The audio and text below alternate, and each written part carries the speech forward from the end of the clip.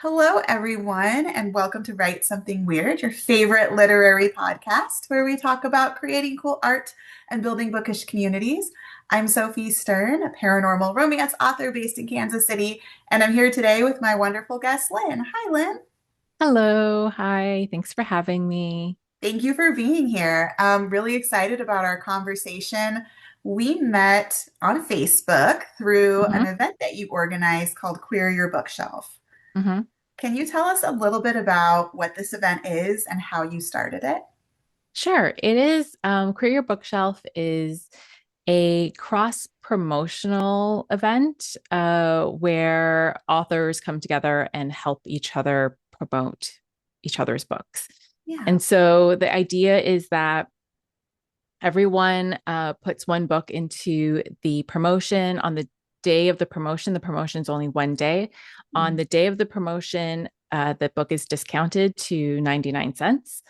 And then everyone uh, shares the promotion on their Yeah. social media or on their newsletters, and so they direct all of their readers to one page or one website that lists all of the books that are participating in the promotion, and then readers can go buy books for 99 cents each. So the idea is that we're sharing our readership, so people who like my books, they might like your books. And so Yeah. I directing my readers to this page, then they might see your book there and then end up buying your book too. So that's what Queer Your Yeah. Bookshelf is. I love this event and it's so fun because I feel like in the author community, especially the romance community, there is this Mhm. idea of we have enough readers for everybody. We can share readers and we can cross promote and help each other Yeah. out. So it's a really nice experience, I think. Yeah, it is. And I based it off the Stuff Your Kindle Mhm. promotion. It's also called Zoe Bub within author circles because it was Yeah. started by Zoe York, who's an author friend of mine. And so Stuff Your Kindle or Stuff Your e-reader has become this huge phenomenon Yeah. um, in in romance in particular. So I wanted to run something similar to that promotion, but specifically for queer books. And so, Queer Bookshelf is for any kind of fiction Yeah. that is queer. So, not just romance, but suspense, horror, thriller, mystery, any kind of genre, as long as it's queer. And I try to keep that very broad. Mhm. So, however, the author defines queerness for themselves and for their book, then that works for me. Yeah, I love that. And I like that you keep it open-ended. Mhm. I've had a couple of stories as part of Queer Your Bookshelf, and I write a lot of like queer horror and queer dystopia. So, like Yeah. characters who are queer in the zombie apocalypse or in space, things like that. So, I hmm really appreciate that there's no like barrier to entry as far as hmm like I have to prove like I'm glad I didn't have to write like a statement of gayness to participate. It's really nice. No, I'm not here to police anybody's Yeah. queerness. I mean, I couldn't even if I wanted to, because there's so many people who participate, and that's Oh, just it's just not something I'm interested in doing. yeah. And I love that there's like, it's a pretty active group, a pretty active community, and I love how many people are participating. Has anything surprised you since you started the event? Um, has anything surprised me? Oh, that's a good question. I think I'm always surprised that people want to participate. Oh, I'm always what? like, I don't know who is like, no one's not going to do this thing that I just like made up in my head. So I'm always surprised about that. I'm always pleasantly surprised and really honored, I guess, that people participate and they sign up and that they're really excited for it. And Yeah. I don't run it very often, to be honest, Mhm. because it does take quite a bit of work. And Yeah. so um, sometimes there are other similar types of promotions and they plan dates. There's like 4 dates across the whole Yeah. year, and I'm much more sporadic.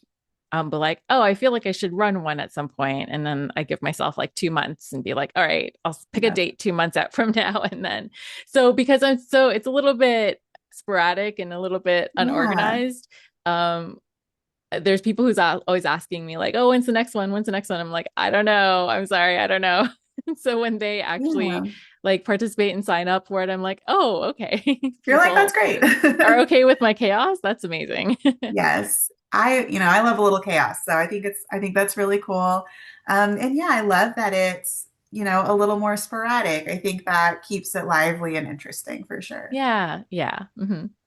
So, pivoting a little bit towards your work, you have a Sure. book out called Dragon Boats and Doctor's Notes. Yes. Can you tell us a little bit about your book?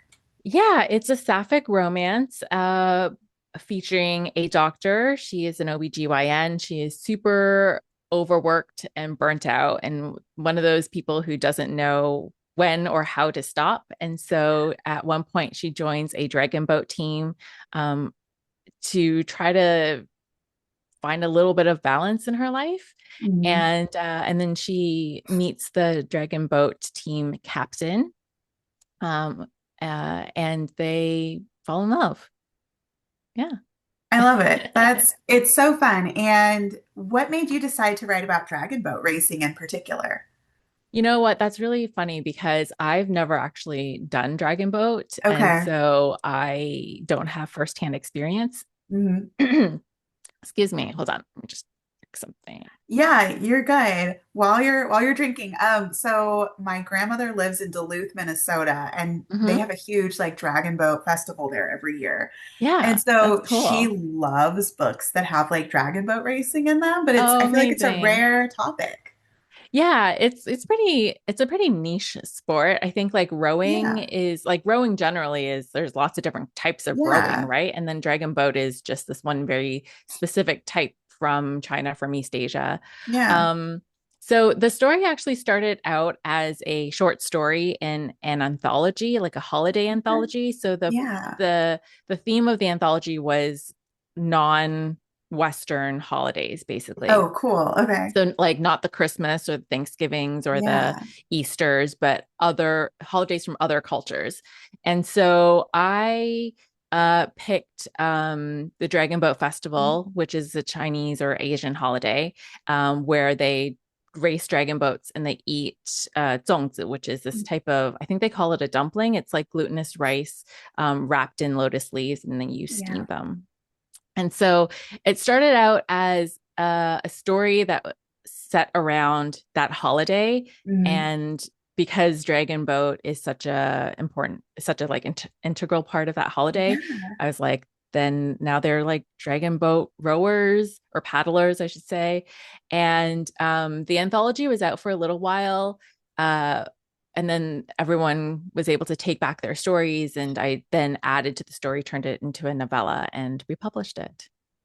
Okay, I love that. I love everything about that. I love that you capture the food. I lived in Taiwan for 3 years, Oh my and gosh, that's I amazing. oh my goodness, I loved it. And I miss it so much. And so I love that you were able to like include the food because to me, Mm. like one of the hardest things about coming back to America was being Hmm. like, what do I eat now? I've gotten accustomed to certain things. So I think Hmm. that those little details of a story just bring it to life, right? Hmm. Yeah. So it sounds like when you expanded from a short story to a novella, you like really poured a lot of like yourself into it and a lot of intentionality as far as how the relationship was going to function, what they were going to do, and how they were going to spend time together. Yeah. I mean, I have gone through, in a previous life, I worked in finance Okay. and was like, worked really hard, got really burnt out. And so Yeah. I know what that feels like. And Yeah. that's a experience that's not unique to finance. I feel like people Oh, in all yeah. sorts of industries Hmm. work really hard and get burnt out. I feel like that's kind of like the millennial experience these days is working What? really hard, getting burnt out, and then trying to figure out Yeah. what to do with yourself. So that is an experience that I'm quite familiar with. Yeah. And then it's always I always like this idea of someone who like comes to the rescue. So there's a lot of hurt comfort Yes. Hmm. trope in the book. So Julie, who's the doctor who's burnt out, and then Ray is the team captain, and Ray does a lot of like helping Julie through this, like, you need to find balance in your life, can't all be about work, and um provides the comfort part of the her comfort Mhm. trope. And so I really love this idea of like sometimes we're too close to a situation to be able to help ourselves. And if there's Yes. someone who can just be like, here, let me hold your hand as we walk through this, that just feels like it makes it so much more manageable. Yeah. Yeah. Mm-hmm. I love that and I agree. And I feel like leaning into those tropes is so fun and such a nice way to bring the story to life. And I Mm-hmm. like that you were able to like pull from your own experiences of I remember what it was like to feel super burnt out at this job and Yeah. be like, Mm-hmm. I'm done. Yeah. Yeah. Yeah, for So sure. how did you how did you write a character who was overworked without being like, without stressing yourself out? Because I feel like if I lean too much into like my own experiences, I'm like, oh no, that was stressful. I'm stressed for this character. Are you able Mm-hmm. to separate that? I think so. Because it's been a few years since I left finance. So I Yeah. left that job at the beginning of the pandemic. So there's been like lots has happened since then.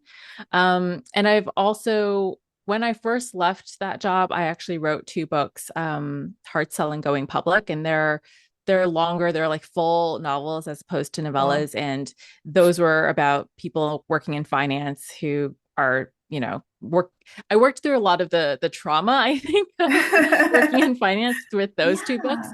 And so by the time I got to Dragon Boats and Doctor's Notes, I had a bit of distance, Mhm. a bit of distance with it. And so yeah. And the thing with writing is that you kind of have to put your characters through some difficult times. You have to sort of make Yeah. things hard for them in order for it to then get better at the end. So I was okay with doing that. Yeah. And I think that's a really important thing to bring up, right? Because if Hmm. our characters don't struggle, the ending seems to be less satisfying for our Yeah, readers. exactly. It's like they didn't quite earn it if they didn't Yeah. struggle for it. Yeah. Yeah, exactly. Which sounds like when you say it out loud, I feel like it sounds a little mean, but it's such an important part of the reader experience, like Hmm. raising the stakes, Yeah. making the characters fight a little bit for what they want, or fight a Yeah, lot, exactly. depending on the story. Yeah, exactly. Exactly. I agree. Yeah. So when you write a story, it could be this one or any story. Do you like to start with a theme or the characters, or do you start with the plot? What's the first thing you choose when you're going to write? Oh, that's a good question. I think usually start with some sort of premise. So, like, what Okay. if this person meets with this person in this way, or something like that, and then plot comes after that. Then, because a premise is not a plot. A premise is just Right. like, this is a starting point of a story is the premise, but then you have to build it out and like, okay, what happens after that? And so I usually start with a premise, and I take a lot of inspiration from other things that I've read or watched. And I'm like, oh, that's really cool, but I don't like the way they did that. What if I did it my way? And I do like my own little spin on it, or things like that. So yeah, I usually start with the premise, which is not a fully fleshed out character, but like this type of person and this type of person in this kind of scenario is, Yeah. yeah, usually where my ideas come from. That's really cool. I love hearing how every author starts their story in a different place. But Yeah. it also sounds like you ask yourself a lot of questions, like what would make this interesting and how can these characters come to life a little bit more? Yeah, I try to make the characters unique and different from each Yeah. other, which gets harder and harder to do the more books I write, because there's Yeah. only so many like archetypes, I guess, that you can Hmm. play into. Um, and so I try to find like one thing that's unique about each character, or give them something that's unique, whether it's a character trait or maybe it's a hobby or Mm. just something that's unique that can kind of ground that character. And so then throughout the story, I can always come back to that particular trait or interest or hobby, and like tie. whatever situation they happen to be in back to that thing. Oh, um, cool. to make it maybe like a little bit different from the love Yeah. interest and a little bit different from other characters in other books that I've written. So is there like a favorite hobby that you've written so far? Oh my gosh, a favorite hobby. Um, I mean, I feel like Dragon Boat It's is cool. pretty I unique. agree. Yeah. I don't think I've done anything quite as also because like I have never done Dragon Boat before. And so Yeah. I had to do a lot of like research and like reading into how does Dragon Boat even work? How did this like Mhm. paddling thing even work? Yeah, I would say the Dragon Boat thing is pretty cool.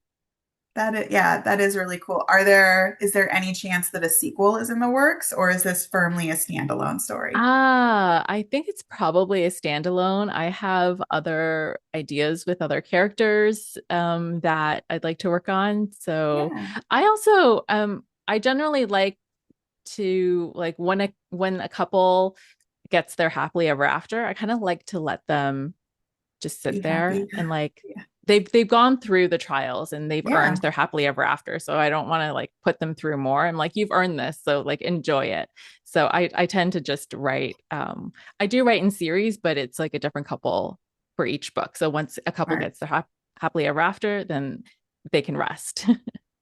I like that. I'm very similar. I love writing a series, but same thing. I'm like, you're Hmm. happy. You get to be happy over here. We'll go to this next Yeah, character set and exactly. put them through some Exactly. trouble. Yeah. So you've written a lot. Hmm. What advice would you give to a new writer who's just starting out? Oh my gosh, there's so much. There's so much. I mean, being an author is not easy. It's hard. There's a lot of Yeah. things to know and that a lot of challenges, especially if you're an indie author and you want to self-publish.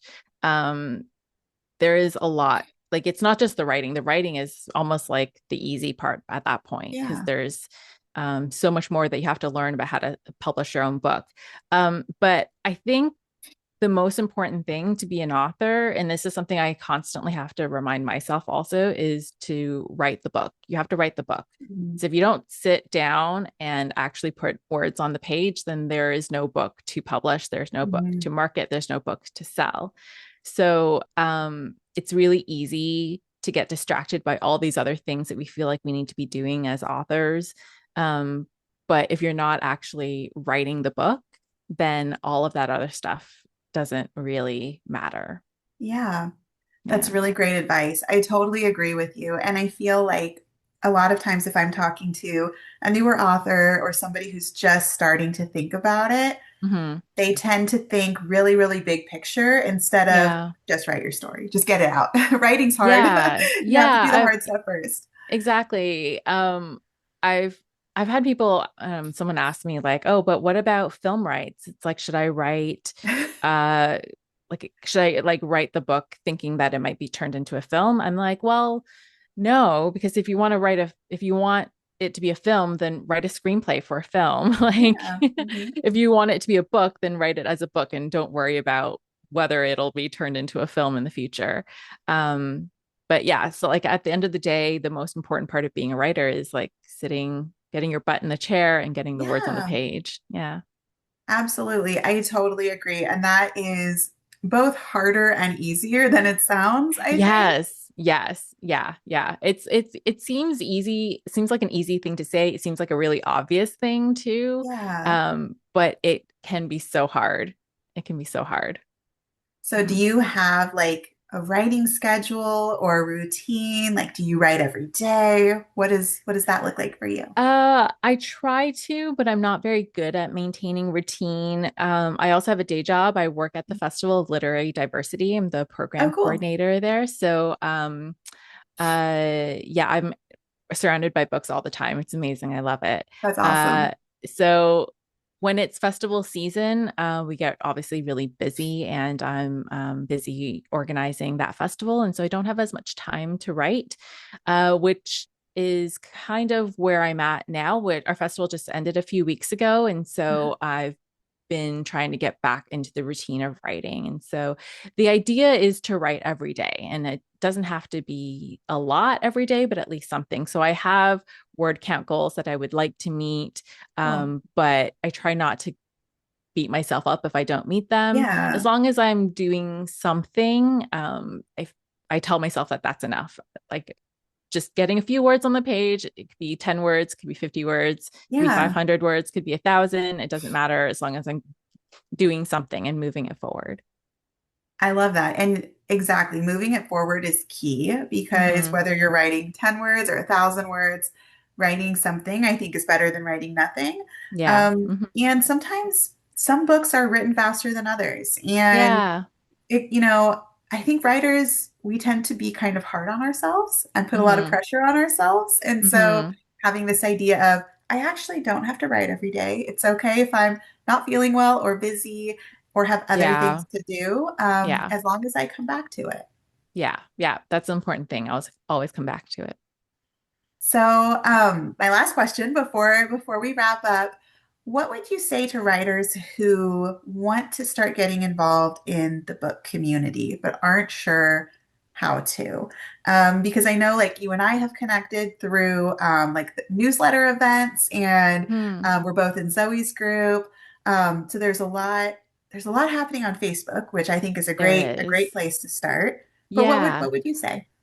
Yeah, I think Facebook might be the best place to start. Mm. When I first started, it was Twitter, where everything was happening, but that obviously is no longer the case. So I think Facebook is the best place. I say that, and I'm like hardly ever on Facebook anymore because social media is, I find it super draining and a lot. And for myself, I prefer Instagram, but in terms of if you're new and you're just getting involved and you're just trying to make some friends, I think Facebook is probably the best place to start. Start joining groups of authors. There's a lot of different types of groups on Facebook, right? So there's groups that are genre focused for authors to help each other and to share information. So those are really good places to join and to ask questions or to comment on other people's posts and make friends that way. And then there are other groups that are for like promotions or reader groups. And so you can join those too and get to know people in those spaces as well. But yeah, like once you find people on social media or on Facebook, and those relationships can then grow and move off of those Oh, platforms, which is most of my friends now, I don't interact with on social media because we create our own yeah. like Slack group and stuff like that. So yeah. I love that. That's great. Well, Lynn, thank you so much for your time today. This was an absolute joy. I loved hearing all about your stories and your creative process and all of the cool stuff that you're doing in the book community. Thank you so much. This was a lot of fun. It was a lot of fun. So thank you again and have a wonderful rest of your day. Thanks.